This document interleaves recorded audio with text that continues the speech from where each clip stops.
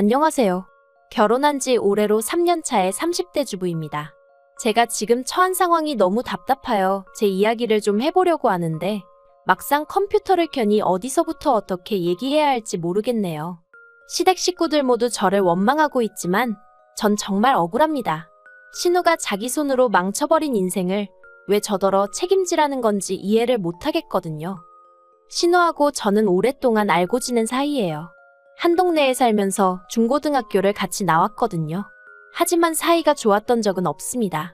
어렸을 때이니 신우가 성품이 어땠고 그런 이야기는 하지 않을래요. 아무튼 신우하고 저는 친해질 이유도 없었고 성향도 성격도 워낙 달랐기 때문에 고등학교 졸업 이후로 소식이 끊어졌어도 아쉽다는 생각은 한 번도 해본 적이 없어요. 문득 생각난 적은 있었지만 그 또한 별 의미가 있어서는 아니었죠. 하지만 그런 신우와 다시 만나게 된 건 뜻밖의 장소였습니다. 바로 남편 집에 처음 인사를 드리러 갔을 때였죠.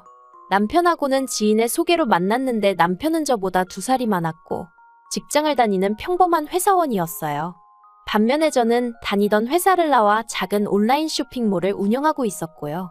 그래서 솔직히 처음엔 그다지 통한다는 느낌은 없었어요.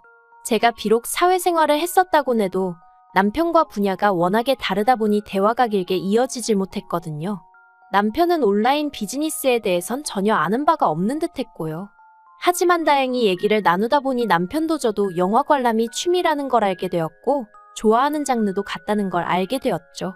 그래서 그 주제로 대화의 물꼬가 터지면서 저희는 급속도로 가까워졌어요. 그리고 그렇게 남편과 2년의 연애를 했는데 그동안 남편의 가족을 만난 적은 없었습니다. 솔직히 남편과 이따금씩 결혼을 전제로 이야기를 주고받곤 있었어도 확실히 정해진 게 아니었기 때문에 굳이 가족까지 만나야 한다는 생각은 안 들었거든요. 그리고 남편도 그다지 자기 가족 이야기를 하는 사람은 아니었고요. 하지만 남편이 정식으로 프로포즈를 해오고 제가 받아들이면서 처음 시댁에 인사를 드리러 가게 되었는데 그곳에서 오랜 동창을 마주치게 될 줄은 정말 꿈에도 상상하지 못했어요. 고등학교 졸업 후 거의 10년 만에 만났는데 신우는 달라진 게 없었습니다. 외모가 아니라 성격이요. 여전히 그때처럼 생각 없이 틱틱 뱉어대는 말투와 철없는 사고방식. 솔직히 너무 어이가 없어서 웃기기까지 하더라고요. 그리고 동시에 어떻게 저런 신우에게 제 남편 같은 오빠가 있는 거며 제 남편 같은 사람에게 신우 같은 여동생이 있을 수가 있는지 납득이 되질 않았죠.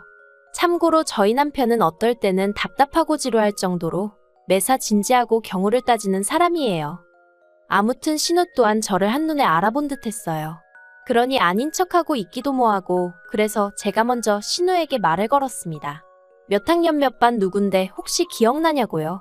그랬더니 신우도 역시 맞구나 하면서 나름대로 반가운 척을 해오대요. 그리고 그제서야 남편이 어떻게 서로 하냐며 신기해했고 시부모님도 놀라워하시고 덕분에 첫 만남이었지만 적어도 저는 긴장도 풀어지고 나쁘지 않았죠. 시댁에서 나오며 제가 남편에게 신우하고는 친하냐고 물었어요. 왜냐하면 사실 남편이 자기가 여동생이 있다는 얘기는 한두 번 한 적이 있어도 여동생에 대해서 뭐 하나 제대로 말해준 적은 없었거든요.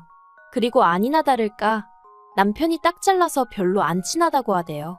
자기는 책임감 없이 사는 사람이 싫은데 자기 여동생이 딱 그렇다면서 그리고는 자기가 더 놀랐다며 저더러 자기 여동생이랑 친했었냐는 거예요.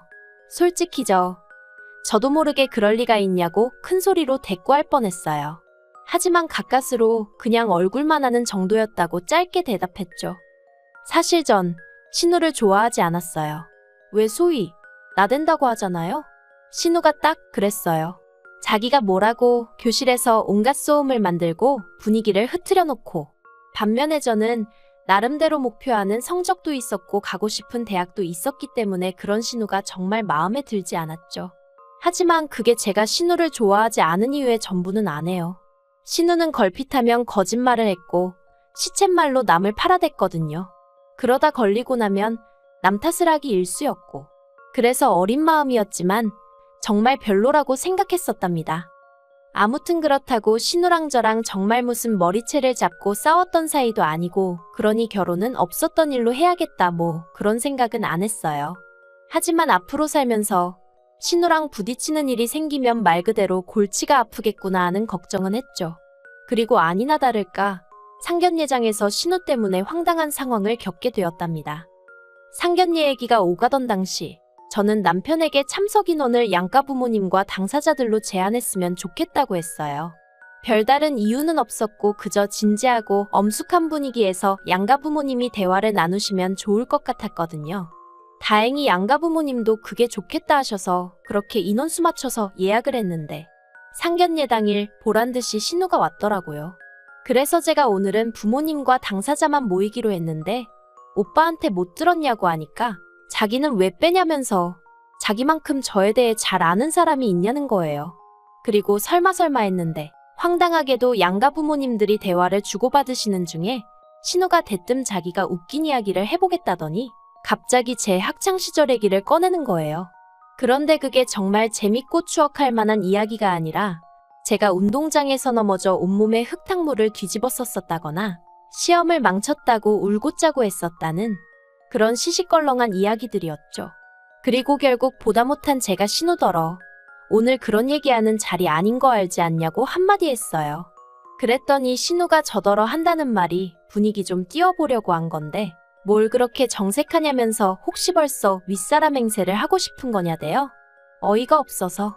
그래도 바로 뒤이어 남편이 신우더러 말하는 버르장머리가 그게 뭐냐며 화를 내더니 그따위로 굴거면 지금 나가라고 하더라고요.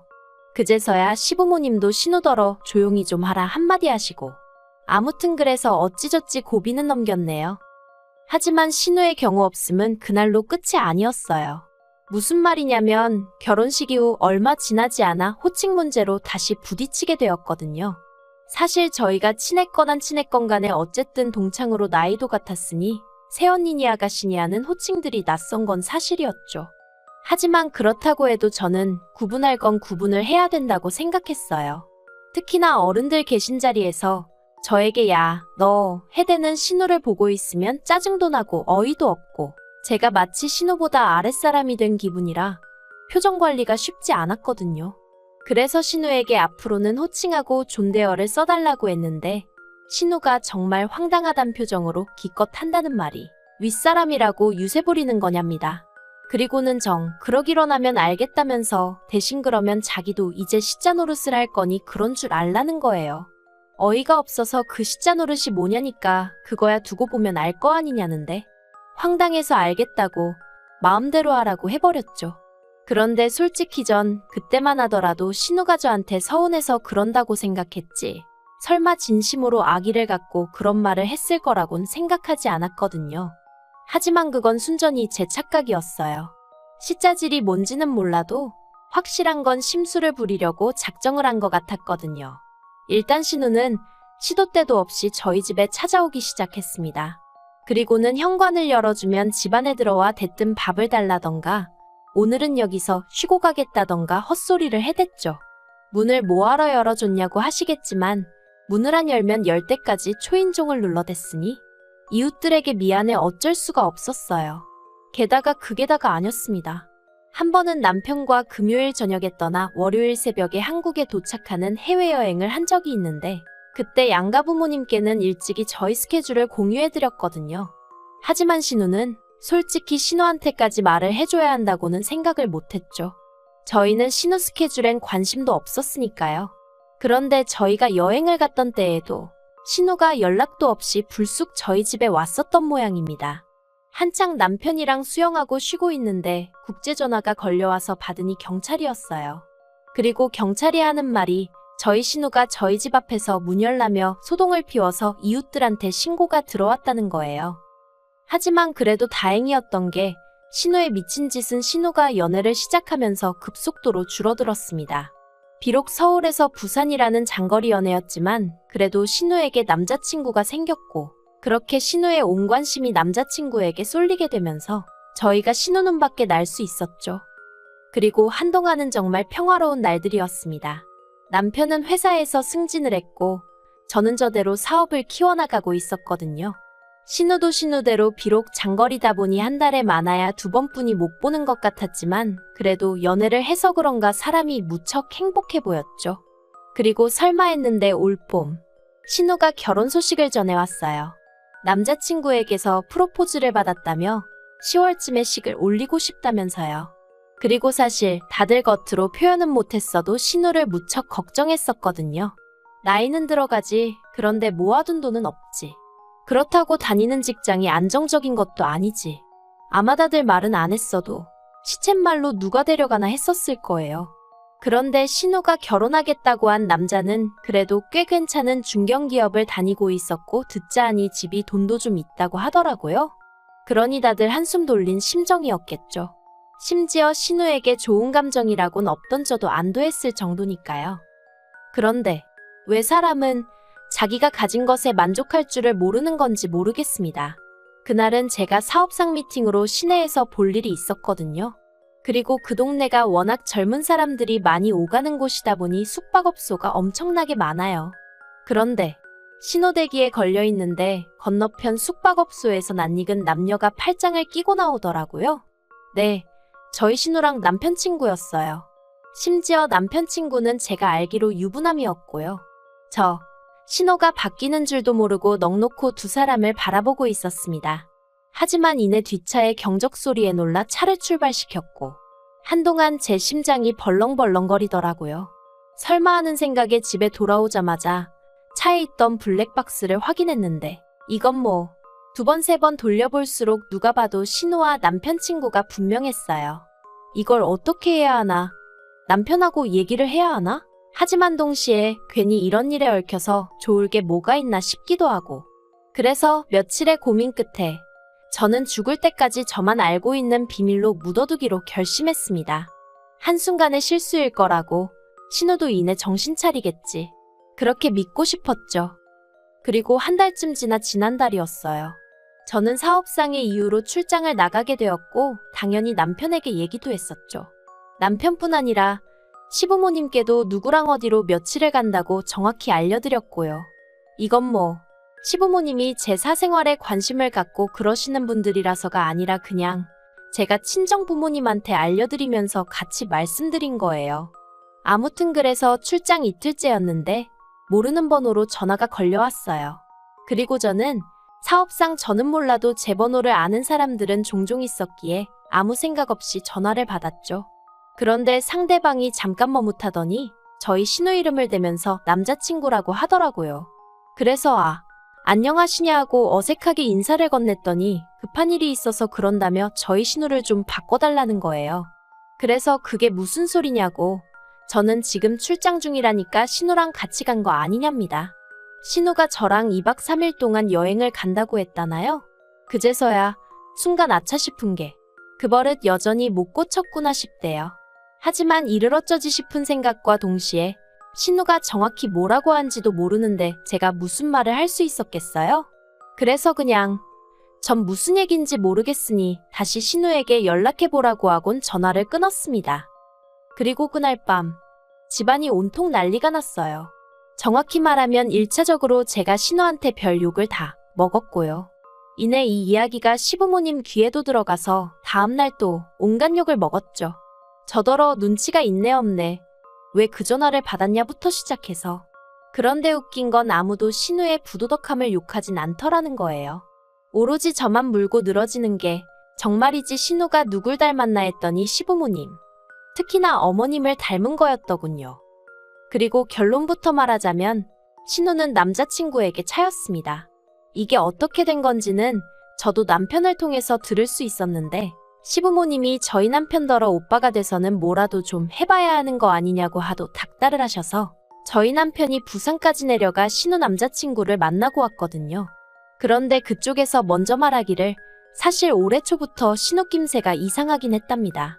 갑자기 밤새 연락이 안 되는 적도 있었고 그래서 설마 싶었는데 대뜸 올케 그러니까 저랑 여행을 간다고 하니 수상하더래요.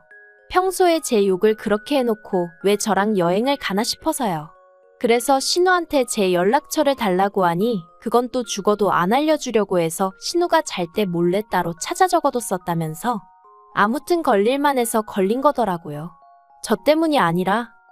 그런데 어머님은 남편이 이런 이야기를 전했음에도 불구하고 계속해서 억지를 쓰셨습니다. 저 때문에 신우 인생이 완전히 산산조각이 났다며 저더러 책임지라나요? 그리고 그 책임이란 것은 바로 신우를 데리고 살라는 거였습니다. 왜냐하면 신우가 남자친구에게 차이고 얼마 되지 않아 임신을 했다는 사실까지 알게 되었으니까요. 제가 신우더러 도대체 애 아빤 누구냐고 물었어요. 차마 남편 친구냐곤 못 물어봤고요. 그런데 신우 대답도 가관이었습니다. 모르겠답니다. 이놈인지 저놈인지 자기도 모르겠대요.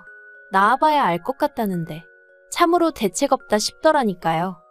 그래도 다행히 남편이 시부모님더러 왜 신우를 우리가 책임지냐면서 그렇게는 죽어도 못한다 맞서줬어요. 그리고 신우 인생이 저렇게 된 건 전부 본인 잘못이니까 다시는 저를 불러내서 쓸데없는 말씀 하지 마시라고 그러면 자기도 더는 안 참겠다고 하더라고요. 그러자 어머님이 너는 네 핏줄은 눈에도 안 보이냐며 여자한테 환장을 했느니 하셨는데 남편이 어머님더러 엄마가 그런 식으로 애를 감싸고 도니까 애가 저 모양이 된 거 아니냐면서 같이 맞불을 놓더라니까요. 그리고 다행히 신우도 저희 집에서 살기 싫다고 난리였어요. 자기가 미쳤냐고 엄마 아빠 집을 두고 왜 오빠네 집에 가냐고. 그러니까 저희 어머님 엊그제 연락해 오셔서는 신우는 당신이 데리고 살 테니 대신 돈으로 책임을 지라는 또 신박한 말씀을 하셨습니다. 그러자 남편이 어머님 떨어 그나마 보내드리던 생활비도 끊어버리기 전에 제발 이상한 소리 좀 하지 마시라고 하대요. 그래도 참 다행이죠. 남편은 정신이 똑바로 박혀 있어서. 솔직히 남편도 어쨌든 자기 여동생이니 얼마나 신경이 쓰이겠어요. 저한테 말은 안 해도 속이 말이 아니겠죠. 그래도 최대한 제 편에 서서 저희 가정을 우선시해주니 그 점은 참으로 고마울 뿐입니다. 그리고 신우에게는 어째서인지 조금은 미안한 마음이 들기도 해요.